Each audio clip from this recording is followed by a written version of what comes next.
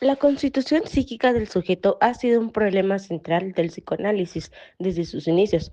Para entender cómo se forma el yo, cómo surge el conflicto interno y cuál es la naturaleza de la psique, exploraremos las propuestas de tres figuras fundamentales: Sigmund Freud, Maynard Klein y Donald Winnicott. Cada uno de estos autores abordó el tema de la subjetivación desde ángulos distintos, creando que en ocasiones se contraponen. En este guión, Brenda nos hablará de Freud, Melissa de Melanie Klein y yo de Winnicott.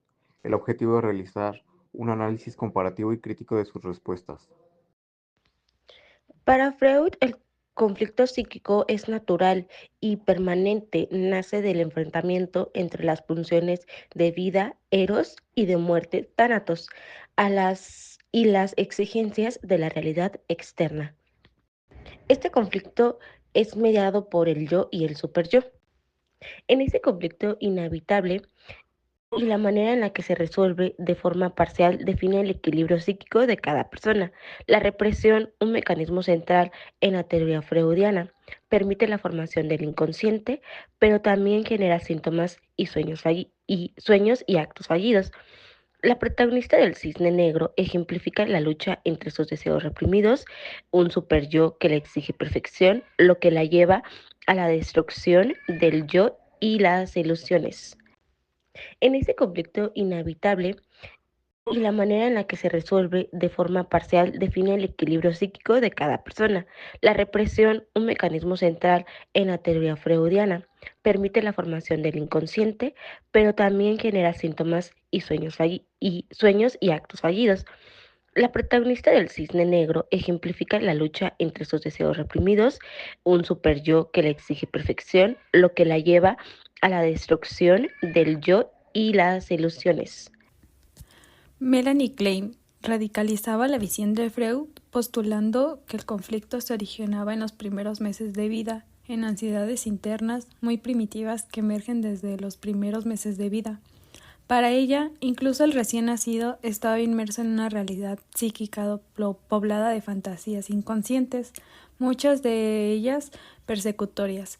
El vínculo con el pecho materno es fundante y el bebé proyecta sobre él sus impulsos destructivos, dividiéndolo en un objeto bueno y uno malo. Este conflicto entre el amor y el odio experimentados en la relación con los objetos es lo que Klein llama la posición esquizoparanoide, donde el yo inmaduro esciende al objeto para defenderse de la angustia. A medida que el niño avanza, puede sentir culpa por haber atacado al objeto bueno y busca repararlo, entrando en la posición depresiva. En Coraline, la protagonista idealiza a su otra madre hasta que ésta se transforma en una figura persecutoria, un reflejo de la posición esquizoparanoide kleiniana. Klein consideraba que el objeto es internalizado desde los primeros momentos de vida y forma parte del mundo interno del sujeto. Estos objetos internos, ya sean buenos o malos, condicionan la salud mental y la organización defensiva del yo. Winnicott pone un foco en la experiencia ambiental y en las condiciones reales del entorno, aunque no niega el conflicto interno, sostiene que este a menudo surge por fallas del entorno que impiden al bebé constituir su self verdadero. El self auténtico es la expresión espontánea del ser y se desarrolla cuando el entorno, especialmente la madre, valida la experiencia subjetiva del bebé. La madre suficientemente buena no es perfecta, sino aquella que logre sostener emocionalmente al bebé, permitiéndole vivir la ilusión de omnipotencia y luego tolerar su pérdida. Si el entorno falla, esta idea del infante se va forzando a organizar un falso self como un mecanismo de defensa para sobrevivir, renunciando a su espontaneidad.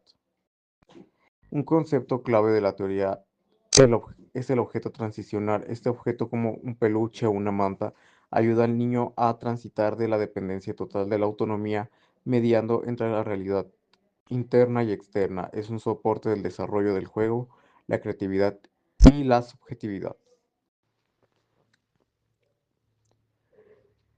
Winnicott pone en foco la experiencia ambiental y las condiciones reales del entorno, Aunque no niega el conflicto interno, sostiene que a menudo surge por fallas del entorno que impiden al bebé construir un self verdadero. El self auténtico es la expresión espontánea del ser y se desarrolla cuando el entorno, especialmente la madre, valida la experiencia subjetiva del bebé.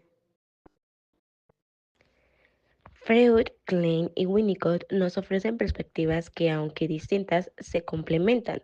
Freud nos presenta un sujeto atravesado por el conflicto pulsional, donde el yo media entre el deseo y la realidad. Winnicott introduce una perspectiva relacional, destacando que el sujeto solo puede emerger en un entorno que lo sostenga, posibilitando el desarrollo del self. En conclusión, comprender la constitución psíquica del sujeto requiere pensar desde múltiples teorías y dimensiones, el deseo inconsciente, las primeras relaciones y los modos de integración del yo. Estas miradas no se excluyen, sino que se enriquecen mutuamente, permitiendo una visión más completa de la compleja subjetividad del ser humano.